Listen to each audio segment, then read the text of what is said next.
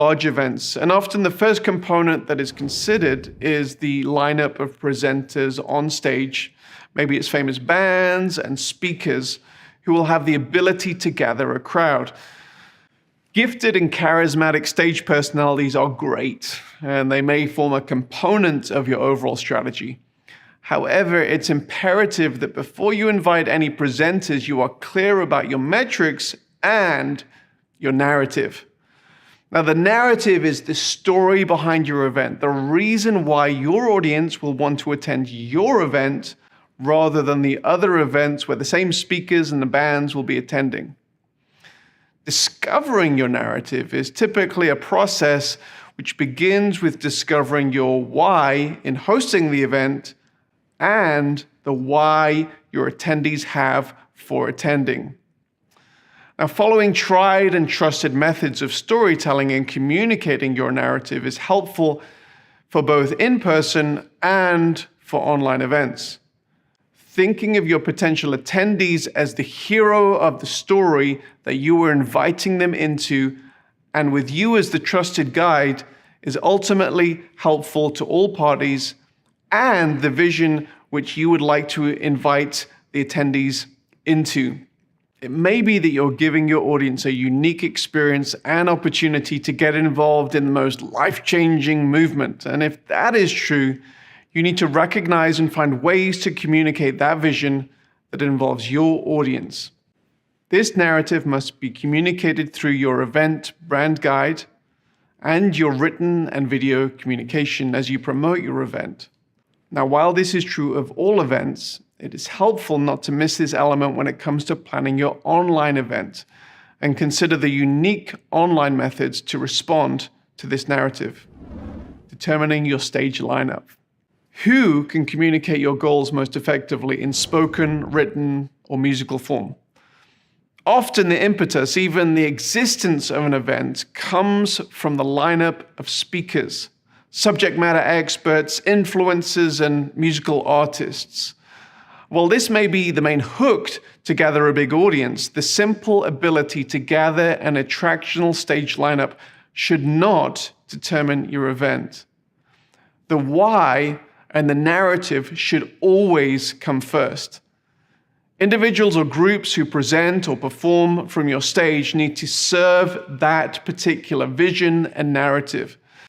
And if this doesn't happen, there is a possibility that you, your audience, and your guest speaker will come away from this event feeling used, and this lack of cohesion almost never achieves the worthwhile purposes for which you started out. Now, when considering either a hybrid or a completely online event, it's important to consider the different mediums of communication you're employing. A stage in front of 50,000 people in an arena versus small screens in front of 1 million people are two entirely different mediums. Although the latter is reaching a much bigger audience, a small screen is always a much more intimate medium and requires an approach where the audience is being addressed in a more direct, one-on-one manner, much like I'm doing now. When considering your lineup, also consider how you're going to communicate to both audiences most effectively, and consider how your lineup is going to do this. Audience engagement is important in both mediums of communication. Now, it's clear to all of us that the world was taken by surprise by the COVID-19 pandemic. And the one question that we've received more than any others throughout this time is predicated on the longing to return to in-person events, but then people say how things will change in a post-COVID world with regard to online events. And our response has long been that we also long for the return to in-person events that we're seeing now. However, online events are not going away. Even before COVID, the online component of events was increasingly in demand, and the complexity was also increasing. So this is an area you shouldn't ignore for too much longer. So that's pretty much all there is for this section. So let's go through our checklist.